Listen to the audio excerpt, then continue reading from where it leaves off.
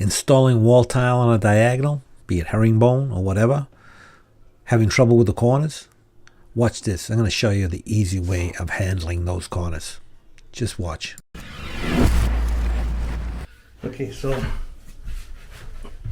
you see me putting these little pieces of foam in the corner there.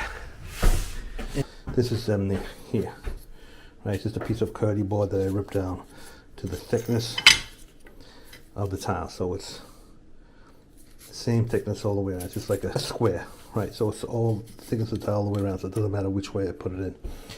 And the reason you do that is because when you go in the corner, you want to have, see, I still got room for a caulk here, and the corners match up here. So to do that, the piece that falls off this cut here, I saved all these pieces as I showed you before so that I could fold this corner.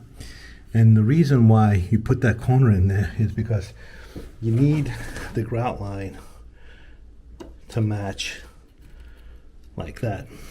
This is a piece, this here, it's a piece that came off this tile here.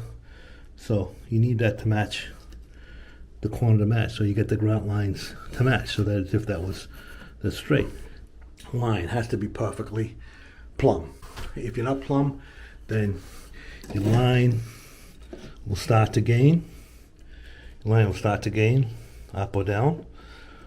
And if you don't put that exactly on the edge of the tile and you run it behind, what happens is you get the lines don't match up anymore. So this, see how this lines up perfectly like that? If you move this across a little bit and you cover the cut, now the lines don't match up anymore.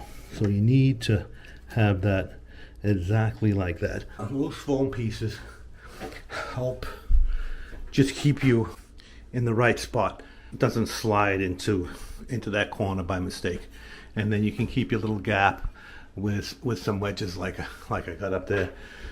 So these, you can make these little pieces out of foam.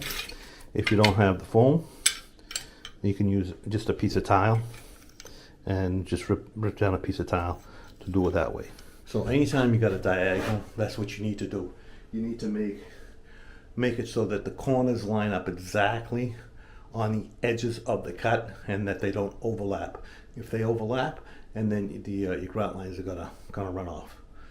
So hope that helps.